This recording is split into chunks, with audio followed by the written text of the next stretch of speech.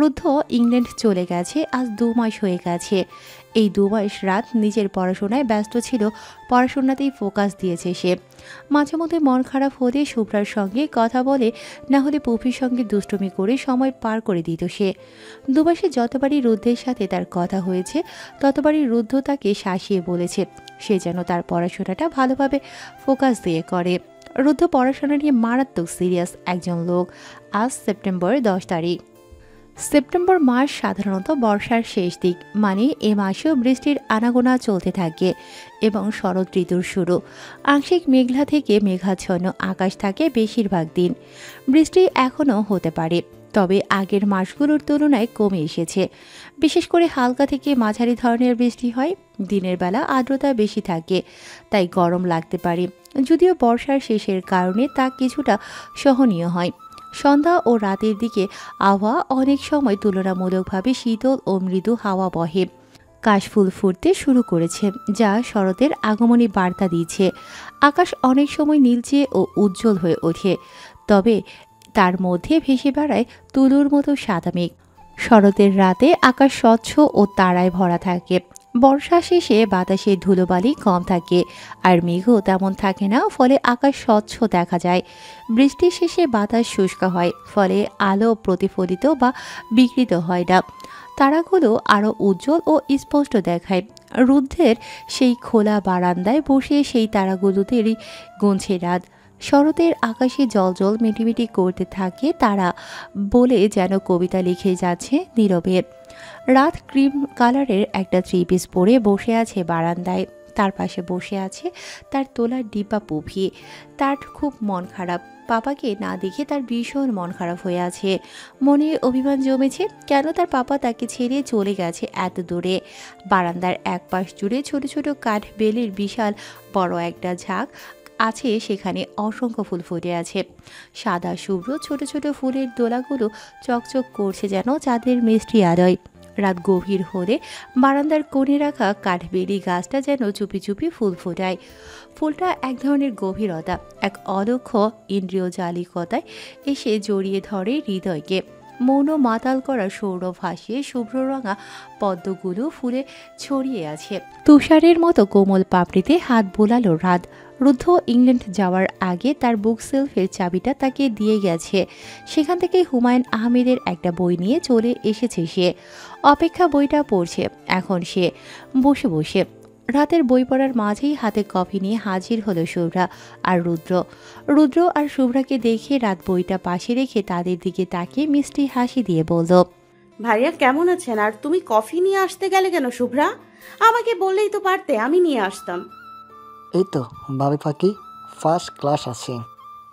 তুমি কেমন আছো বলো তো? তখনই শুভ্রা রাতের হাতে কফির কাপটা দিতে দিতে মাথা নাড়িয়ে নাড়িয়ে ঢং করতে করতে বলল, আরে আমার হাতে কফি একদিন খেয়েই দেখো না, প্রেমে পড়ে যাবা, বুঝছো? প্রেমে পড়ে হাবুডাবু খাবা মাছ সমুদ্রে। শুভ্রা এক কাপ কফি রাতের দিকে এগিয়ে দিয়ে বলল কথাটা। রাত হেসে ফেলল শুভ্রার এমন কথা শুনে। তখনই রুদ্র লাউড স্পিকারে আহুকে কল দিয়ে রাখলো।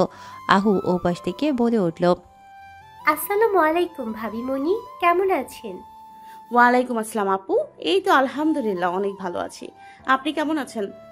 আপনার দেবর আমাকে যেমন রেখেছে তেমন আছি। আহা জান। এই চুপ।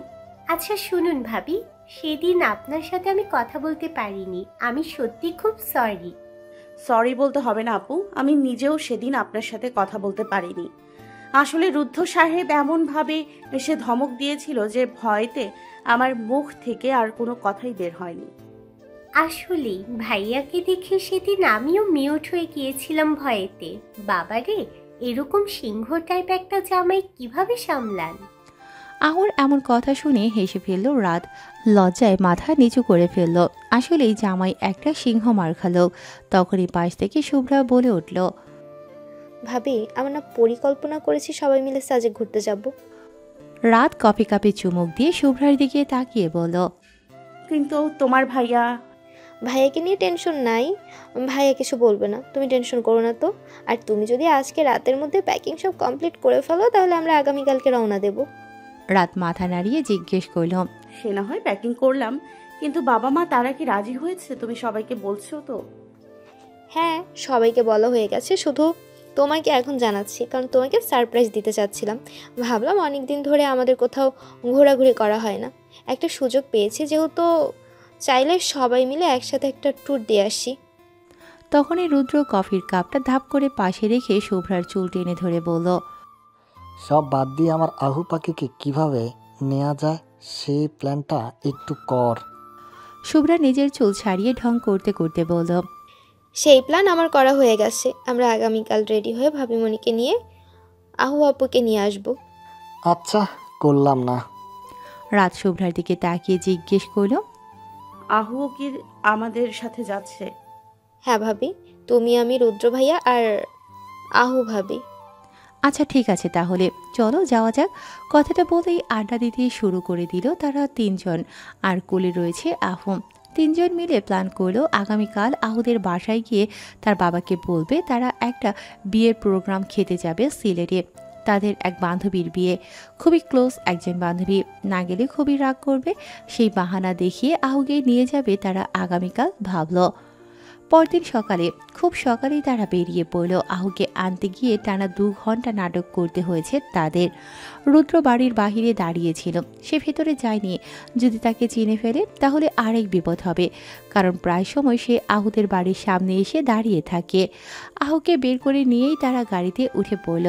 তাদের ব্যক্তিগত মাইক্রোতে তারা যাচ্ছে। সবার পেছনের সিটে বসেছে রাত, কারণ তার মাথা ব্যথা করছে। সে লম্বা জার্নিতে বেশিরভাগ সময় ঘুমিয়েই কাটায়, না হলে অসুস্থ হয়ে পড়ে। রাত পেছনে বসতেই রুদ্র তার হাতে একটা পার্সেল আর দোলন চাপার একটা তোড়া ধরিয়ে দিল। মিষ্টি হেসে বলল, নাও বাবি পাখি, তোমার জামাই পাঠিয়েছে তোমার জন্য। রাত অবাক হয়ে পার্সেলটা দেখল, তারপর এক এক করে খুলতে লাগলো। খুলেই অবাক হয়ে গেল, ভেতরে তার প্রিয় জিনিসগুলোই রাখা, কিন্তু এবারের গুলো যেন আগের গুলোর থেকেও বেশি আদরে মোড়ানো। তুলোর মতো কিউট একজোড়া সাদা চ্যাপ্টা কাপড়ের তৈরি চুড়ি, তার উপরে সাদা সুতার নকশা করা হয়েছে আমাদের তোলার ডিব্বা পুফিকে। পুফির কাশফুলের মতো পেঁচা তুলতুলে ফোলানো লেজটাও খুব সুন্দর করে ফুটিয়ে তুলে ধরা হয়েছে চুড়িতে। চুড়িটা দেখেই রাতের মন ভালো হয়ে গেল, হেসে ফেলল। সেই এত আদুরে আদুরে জিনিসগুলো লোকটার মাথায় আসে কিভাবে, উপহার দেওয়ার জন্য ভেবে পায় না সে। চুড়িটা হাতে নিয়েই তার ভাঁজে ছোট্ট সাদা কাগজে লেখা মোড়ানো একটা চিরকুট পেল সে। চিরকুটটা খুলে মিষ্টি হাসি দিয়ে পড়তে লাগলো। চিরকুটে, ফুফির মাম্মার জন্য ফুফির পাপার পক্ষ থেকে ছোট্ট একটা আদুরে উপহার। চিরকুটটা পড়ে মুচকি হাসলো রাত। তারপর ভেতরে হাত বুলিয়ে দেখলো আরও একটি বড় চিঠি। সেটা খুলেও পড়তে শুরু করলো রাত। চিঠিতে, আমার অর্ধাঙ্গিনী, আমার প্রিয়তমা, আমার মায়াবিনী রাতরানী রাতরঙ্গনা, আমার অলিক প্রভাতী নীরবে ফুটে ওঠা শুভ্র রমণ, আমার পরন্ত বিকেলে বারান্দায় পড়া এক ফালি নরম কোমল রোদের আলো, সন্ধ্যার দীপ্ত ছায়া নিঃশব্দে ফেরার এক টুকরো বাসনা তুলি, আমার হৃদয়ের বাগানে আড়ালে লুকিয়ে অতি গোপনে ফুটে ওঠা স্নিগ্ধ কাঠগোলাপ। আমার রাত, তোমার মোহ মিশ্রিত শুভ্র মায়াবী মুখটা দেখার জন্য ব্যাকুল হয়ে আছে আমার হৃদয়। ভালোবাসা নামক ভয়ঙ্কর রোগে আক্রান্ত হয়ে গেছে আমি রাত পাখি। এ কেবল মরণ যন্ত্রণা, তিলে তিলে শেষ করে দিচ্ছে আমায় আমাদের এই নামহীন দূরত্ব। আমার দেশে বর্ষণের মাস ইতি টানলো, অথচ আমি আবার শুভ্র রাত রঙ্গনাকে বৃষ্টি ভেজা একগুচ্ছ দোলন চাপা উপহার দিতে পারলাম না নিজ হাতে। এই আফসোস আমি কই রাখি বলতো? নিজ হাতে না দিতে পারলেও পাঠিয়ে দিয়েছি তোমার হাতে তা। তোরাটা যত্ন করে হাতে নিয়ে ছোট্ট একটা চুমু খেয়েও পারলে আর আমার অপেক্ষায় থেকো। একদিন হুট করেই তোমার সামনে চলে এসে তোমার ছোট্ট বুকটা দখল করে ফেলবো। ভালোবাসি, আমার জীবনে অনাকাঙ্ক্ষিত ভাবে আসা এই ছোট্ট মেয়েটাকে আমি অসম্ভব ভালোবাসি। ইতি, তোমার জীবনে অনাকাঙ্ক্ষিত ভাবে আসা এক আগন্তুক। চিঠিতে পড়ে চোখে পানি চলে আসলো রাতের। আর একটু লিখলে কি হতো, এত কম কেন লিখেছে লোকটা? লোকটার খুব ভালোবাসার কথা শুনতে চাই, তার ভীষণ ভালো লাগে। রাতের এই মুহূর্তে ভীষণ কান্না পেল। খুব ইচ্ছে হচ্ছে রুদ্ধের বুকের মাঝে মুখ গুজে বসে থাকতে। মানুষটাকে ছুতে ইচ্ছে হচ্ছে, ঘ্রাণ নিতে ইচ্ছা হচ্ছে, কিন্তু সে পারছে না। বুক ভার হয়ে আসলো যে রাতের।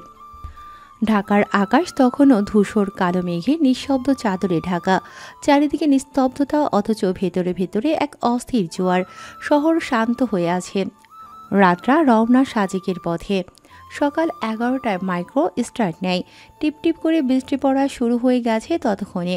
বৃষ্টির পানিতে জানালার কাছ থেকে মনে হচ্ছে কুয়াশা লেগে আছে জানালায়, ঠিক যেন পুরনো কাচের স্মৃতি জমেছে। পেছনে ফেলে আসা ঢাকার আলো তখন নিঃশব্দে মিলিয়ে যেতে থাকে। তারা ঢাকা থেকে খাগড়াছড়ি যাবে প্রথমে। রাস্তা কখনো মসৃণ কখনো কর্কশ। চাঁদপুর পার হয়ে কুমিল্লা, ফেনী, তারপর চট্টগ্রাম বিভাগের বুক চিরে পাহাড়ের ইঙ্গিত আসতে থাকে ধীরে ধীরে। তারা মাঝে মধ্যে পথে দাঁড়িয়ে কখনো চা খেলো তো কোথাও দাঁড়িয়ে ছবি তুলতে ব্যস্ত হয়ে পড়ল। খাগড়াছড়ি পৌঁছতেই সকাল গড়িয়ে দুপুর। রাস্তার ধারে পাহাড়ি মেয়েদের হাতে বিক্রি হওয়া আনারস, বেতের তৈরি ঝুড়ি আর পাহাড়ের ঘ্রাণ সব কিছু যেন বলে তুমি শহর ছাড়িয়ে আসছো। খাগড়াছড়ি থেকে দীঘিনালা, তারপর সাজেক। এখানে রাস্তা আর রাস্তা থাকছে না, যেন থাকে শুধু পাহাড়ের বুকের উপর আঁকা রেখা। রাত প্রথমবার এসেছে বলে ভীষণ ভয় করছে তার। মাঝে মাঝে সেনা চেকপোস্টে থেমে যেতে হচ্ছে। দীঘিনালার পর পাহাড় আরও ঘন, বাতাস আরেকটু ঠান্ডা, আর মনের ভেতর এক ধরনের উদ্ভ্রান্ত আনন্দ জমতে থাকে। শেষমেশ সাজেকের দিকে যখন গাড়ি ওঠে তখন মনে হয় তুমি মাটিতে পেছনে ফেলে আকাশে উঠে যাচ্ছ। দিগন্ত জোড়া সবুজ, নিচে মেঘ, মাঝে মাঝে নিচে তাকালেই মেঘের নিচে নদী, জনপদ, পথঘাট। বিকেলের আলো ফুটে পাহাড়ের গায়ে। এ যেন পৃথিবীর ছাদে দাঁড়িয়ে সূর্যকে ছুঁয়ে ফেলার ইচ্ছা। আর ঠিক তখনই বুঝি যাত্রা শুধু ভৌগোলিক নয়, এ এক অন্তর্জগতের অভিপ্রায়। শহরের ছা ফেলে একটুখানি নির্জনতার খোঁজে, মেঘের নিচে দাঁড়িয়ে নিজের হৃদয়ের শব্দ শোনার প্রচেষ্টা। সাজেকের রাত মানেই তারা ভরা আকাশ। শহরের ধোঁয়া নেই, শব্দ নেই, শুধু একটা গাঢ় নীল নিঃসঙ্গতা, আর তার ভেতর জলজলে তারা। চাঁদ উঠে কখনো, আবার কখনো শুধুই মেঘ, কিন্তু রাত এখানে যেন নিজের মতো করে গল্প বলে যায়। রাত আর শুভ্রা মুগ্ধ নয়নে তাকিয়ে আছে সেদিকে। রুদ্র আর আহু গেছে তাদের রিসর্ট বুক করতে। মেঘপল্লী রিসর্টে উঠেছে তারা। ইকোমার্ট ঘর, স্বল্প সংখ্যক অতিথির জন্য প্রাইভেট সুইমিং পুল, মেঘের মেঝে ও সবুজের অন্তহীন দৃশ্য, আর অপরূপ সৌন্দর্য ভরা এই রিসর্টটি। মেঘপল্লী রিসর্টটা পাহাড়ের বুকের ওপর, মেঘের মাঝে বিলাসবহুল আরাম আর প্রাকৃতিক মাঝে তৈরি ছোট্ট এক টুকরো স্বর্গ। রাতের খুবই ভালো লাগলো যে সে সবটা ঘুরে ঘুরে দেখছে। তারপর নিজে যার বড় ধরনের চলে গেল। তারা সবাই ব্যক্তিগতভাবে আলাদা আলাদা রুম নিতে চেয়েছিল, কিন্তু পরবর্তীতে এসে রাত আর শুভ্রা বলায় রাত শুভ্রা একসাথে ঘুমোবে। আহু আলাদা আরেকটা রুম নিয়েছে, রুদ্র আলাদা একটি রুম নিয়েছে। অনেক রাত হয়ে যাওয়ায় তারা যার রুমে খাবার অর্ডার করে খেয়ে ঘুমিয়ে পড়ল। আগামীকালকে তারা ঘুরতে বের হবে। কোমলক ঝর্ণা দেখতে চেয়েছে রাত। রুইলুই পাড়ার কাছ দিয়ে প্রায় 45 থেকে 50 মিনিট বা 2 থেকে 2.5 ঘন্টার ট্রেক। পাহাড়ি ধারায় সোজা নামা জল, যেন প্রকৃতির নিজস্ব স্লাইড। পথের গাঢ় সবুজ আর কুয়াশার মাঝে দেখা পাওয়া যায় অসাধারণ দৃশ্য। রাতের অনেক দিনের ইচ্ছে ছিল সেই জায়গাটা ঘুরে আসার, কিন্তু রুদ্ধকে ছাড়া সে আসতে হবে সেটা সে কখনোই ভাবেনি। মন খারাপ হয়ে গেল তার। রুদ্ধ থাকলে খুব ভালো হতো। রুদ্ধ আসলে রাত আবার আসবে এখানে। পরদিন সকালে খুব ভোরে উঠেছিল তারা। ঘুম থেকে উঠে এক এক করে রেডি হয়ে গেল সবাই। পরনে সবারই কমফোর্ট ড্রেস। ব্যাগে তারা পানির বোতল সহ শুকনো কিছু খাবার নিয়েছিল। রুদ্রের হাতে তার শখের ক্যামেরা, শুভ্রার হাতেও ছোট্ট একটা ক্যামেরা, দুজনের ঘাড়ে ব্যাকপ্যাক। রুইলুই পাড়া থেকে হেঁটে প্রথম 20 থেকে 30 মিনিট চড়াই উতরাইয়ের মাঝখানে চরিত্রীর পা পড়ে উষ্ণ নরম মাটির ওপর। বাঁশের বন, বুনো ফুলের গন্ধ, আর মাঝে মাঝে কিছু স্থানীয় আদিবাসী শিশু চোখে পড়ে, যারা এক চিলতে হাসি দিয়ে পথের সাথী হয়। তারা যতই এগোচ্ছে ধীরে ধীরে পথ আরও ততই গভীর হচ্ছে। গাছপালা ঘন হয়ে ওঠে, পাখির ডাক কানে ভেসে আসছে হঠাৎ হঠাৎ। পথে ছোট্ট একটি বাঁশের শাঁখো দুলে ওঠে প্রতি পায়ে। প্রকৃতির নিস্তব্ধতা গা ছমছমে অনুভূতি দিচ্ছে সকলকে। একসময় শোনা যায় জলের কোলাহল, দূর থেকে আসা শব্দ টান দেয়, পথের ক্লান্তি ভুলিয়ে দেয়। ঝর্ণার গন্ধ যেন বাতাসে মিশে আছে। অবশেষে কোমলক ঝর্ণা সামনে এসে ধরা দেয়। উঁচু পাহাড় থেকে সাদা ফেনায় ধেয়ে নামা জলরাশি নিচে পাথরের বুকে আছড়ে পড়ছে। রুদ্র জুতো খুলে দাঁড়ায় পাথরের ওপর। ঠান্ডা জল শরীরে লাগে, চোখে জল এসে যায় আনন্দে। একটা পাথরের গায়ে বসে। আহু তার শার্ট ধরে তার পিছু পিছু রুদ্রের পাশে গিয়ে বসে। শুভ্রা দুপাশের বেনি করে এসেছে, তার মাথার গোলাপি রঙের একটা ছোট্ট স্কার্ট বাঁধা ক্যাপের মতো করে, একটা টি শার্ট আর ফুল আইভারি কালারের প্যান্ট পরা সে। রাতের পরনে লম্বা একটা সাদা স্কার্ট, উপরে পিঙ্ক কালারের একটা টপ, গলা ঝুলানো হালকা বেবি গোলাপি রঙের একটা ওড়না, চুলগুলো বেনুনি করে রেখেছিল সেও। হাতে রুদ্ধের দেয়া সেই ছোট্ট সাদা আদরের চুড়িটা। এই মুহূর্তে তাকে দেখে একদমই বিবাহিত মনে হচ্ছে না, মনে হচ্ছে ছোট্ট একটা বাচ্চা মেয়ে। শুভ্রা আর রাত দুজনেই ছোট্ট বাচ্চা মনে হচ্ছে। আহু আর রুদ্রকে তাদের প্রেমালাপ করতে ব্যস্ত। শুভ্রা আর রাত আস্তে আস্তে ঝর্ণার পাশে নেমে গেল। তারপর দুজনেই ঝর্ণার পানিতে পা ডুবিয়ে বসে ছবি তুলতে লাগলো। ঝর্ণার জল তখন ঝমঝম করে নামছিল পাহাড়ের বুকে। চারপাশে কুয়াশা মাখানো বাতাসে পাতারা যেন আলতো দুলছিল, আর তারা হাসতে হাসতে পাথরের উপর বসে পা ভিজিয়ে নিচ্ছিল ঠান্ডা জলে। হঠাৎ মৃদু বাতাস থেমে গেল, এক গা ছমছমে স্তব্ধতা নামলো, যেন প্রকৃতিই কিছু বলতে চাচ্ছে। ঠিক তখনই ঝোপের আড়াল থেকে এক পাখি বেরিয়ে এলো। রাত এই পাখিটাকে কোনোদিন দেখেনি। তার পলক যেন আধারের উপর আলো দিয়ে আঁকা, গায়ে নীল, সবুজ আর সোনালি ছায়া, যেন প্রতিটি পালকে মেঘ আর রোদের গল্প লেখা। চোখে এক অদ্ভুত দীপ্তি, যেন আকাশের কোনো হারিয়ে যাওয়া তারা এসে বসেছে ডানায়। রাত চুপ করে বসে রইল, কারণ শুভ্রতার ক্যামেরা ধরেছে এই পাখিটার ছবি তোলার জন্য। বেশ অনেকক্ষণ তারা প্রকৃতির মাঝে সময় কাটালো। রাতের প্রচণ্ড ভালো লাগছে। রুদ্র আর আহু আপাতত তাদের আশেপাশে নেই। তারা দুজন ঘুরতে ঘুরতে কই যে আছে কে জানে। রিকচাং ঝর্ণায় এসেছে আজ তারা। খাগড়াছড়ি শহর থেকে প্রায় 10 কিলোমিটার দূরে। সাজেক যাওয়ার পথে খাগড়াছড়ি থেকে দীঘিনালা হয়ে গেলে এই ঝর্ণাটি পড়ে। সবুজ বন ঘেরা এলাকা দিয়ে কিছুটা হাঁটতে হয়, তবে ঝর্ণাটি বেশ সুন্দর এবং জনপ্রিয়। আহু আর শুভ্রা আজ শাড়ি পরেছে। শাড়ি পরে ছবি তুলবে তারা। রাতের অনেক ইচ্ছে ছিল এখানে রুদ্ধের সাথে আসবে, কিন্তু তা হলো না। শুভ্রা তার টিয়া কালারের শাড়ি পরেছে, আহু নীল রঙের। রাত শাড়ি পরেনি, তার শাড়ি তো রুদ্ধ সাহেব তালা মেরে রেখে গেছেন। আহু আর শুভ্রা ঝর্ণায় গোসল করবে বলে এক এক করে পা বাড়ালো। তখনই শুভ্রা বলে ওঠে, হিউ মা, আস্তে নামা না রে ভাইয়া, এত দাঁড়া কিসের তোর? রুদ্র পা টিপে টিপে হাঁটতে হাঁটতে বলতে লাগলো, এখান থেকে অনেক আস্তে করে নামবি, পরে পা ভাঙ্গিস না। আহু এবার বিরক্ত হয়ে রুদ্ধের পিঠে একটা থাপ্পড় দিয়ে বলল, হয়েছে, তুমি যাও তো। আহা আন্ডারমা, তুমি আমার কোলে আসলাই পাত্তা, দেখো না কত রিক্স। রুদ্র এগোতে এগোতে বলল আহুকে, নিজে হাঁটতে পারো তুমি, আবার ট্যাক ট্যাক করো, এখন যাও তো। আচ্ছা যাচ্ছি, তবে বেশি পানি লাগাবে না, আর হ্যাঁ বাথটবগুলো পেছিয়ে আসবা। বাথরবগুলো তাদের হাতে দিতে দিতে বলল রুদ্র। ওকে। শুভ্রা এক হাতে শাড়ির আঁচল ধরে অন্য হাতে বাথরব ধরে দুলতে দুলতে বলল। রাত উপরেই দাঁড়িয়ে থাকলো। সে এই শখ না হয় জামাই আসলে পূরণ করবে। আপাতত ওদের লাফালাফি দেখবে বসে বসে। নিঃশব্দে রাত বসে রইল এক পাশে ছোট্ট এক পাথরের ঢিবির ওপর। চারপাশটা যেন নীলচে সবুজ রঙে আঁকা এক জীবন্ত ক্যানভাস। পাহাড় ঘেরা উপত্যকায় বাতাস যেন ধীরে ধীরে গল্প বলে যাচ্ছে গাছেদের কানে কানে। সেই কাহিনীর শব্দে পাতারা কেঁপে উঠছে হালকা কাঁপনে। ঝর্ণার ধারা টলমল করে ঝরে পড়ছে পাথরের গায়ে, যেন স্বর্গ থেকে নেমে আসা এক স্বচ্ছ সুর।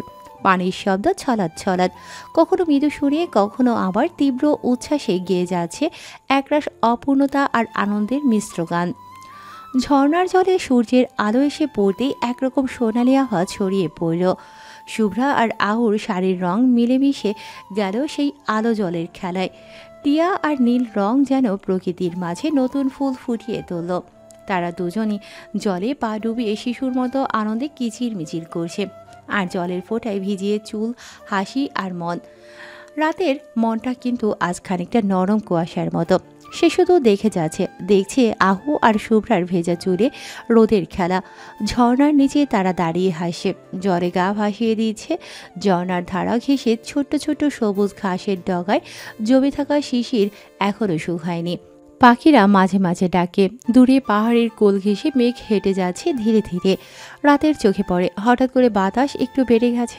আকাশে ভেজা তুলোর মতো মেঘ ভাসে, আর তারই ফাঁক দিয়ে রোদ এসে পড়ছে ওদের গায়ে। এক ফালি রোদ এসে মুখে ছুঁয়ে দিল রাতকে। সে একটু কেঁপে উঠল। রাত মনে মনে কল্পনা আঁকলো একদিন রুদ্ধ বসাবে তাকে এমন এক ঝর্ণার কিনারে নিয়ে। ততদিন সে না হয় শুধু অপেক্ষার প্রহরে ভালোবাসবে।